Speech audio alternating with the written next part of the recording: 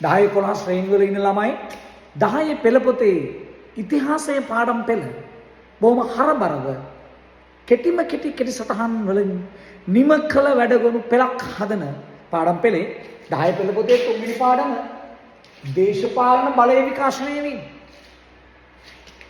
පැරණි සමාජයේ දේශපාලන බලය ක්‍රියාත්මක වුණේ දැන් ක්‍රියාත්මක වඩා වෙනස් විදිහකට. රජ කෙනෙක් පහළ වෙන්න පෙර යුගයක් තිබුණා. අන්න ඒ යුගය අපි හඳුනා ගන්නවා පූර්ව රාජ්‍ය සමය කියලා. පූර්ව රාජ්‍ය සමයේ සමාජයේ ප්‍රධානියෙක් තමයි පුතා ගහපති, ගෘහපති, පවුලේ ප්‍රධානියා.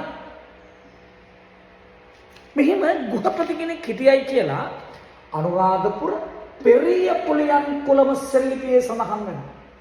අනුරාධපුර පෙරිය පුලියන් කුලම සෙල්ලිපියේ ගෘහපති කෙනෙක් සඳහන් වෙනවා. මොකද කියන්නේ?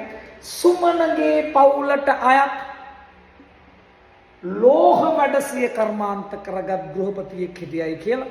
සුමනගේ පවුලට අයත් ලෝහ වැඩසිය කර්මාන්ත කරගත් ගෘහපතියෙක් සිටියයි කියලා පෙරිය පුලියන් කුලම සෙල්ලිපියේ සඳහන් වෙනවා. ගෘහපති තමයි පවුලට නායකත්වය දුන්නේ. පවුලේ ආරවුල් විසඳුනේ. සමාජයේ පොදු කටයුතු වලට පවුල වෙනුවෙන් සහභාගී වුණේ. ඒක අනුරාතුනත් ඔයාලා ලියා ගන්න ඕනේ.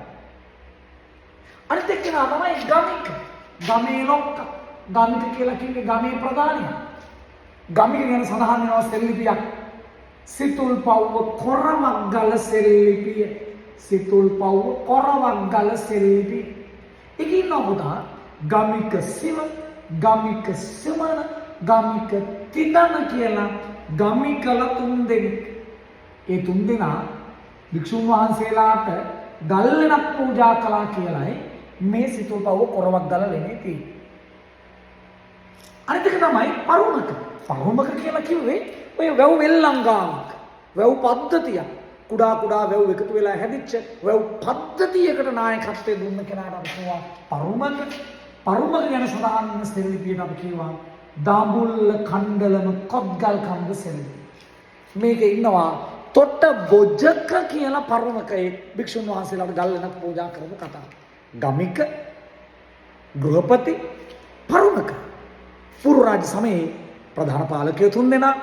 ඒ 3 දෙනාගේ කාර්යභාරය ඒ 3 දෙනා ගැන සඳහන් සෙල්ලිපි තුන හොඳට නෝට් කරගන්න නිම කළ වැඩ ගොනුව 3 වෙනි පාඩම පළවෙනි කොටස.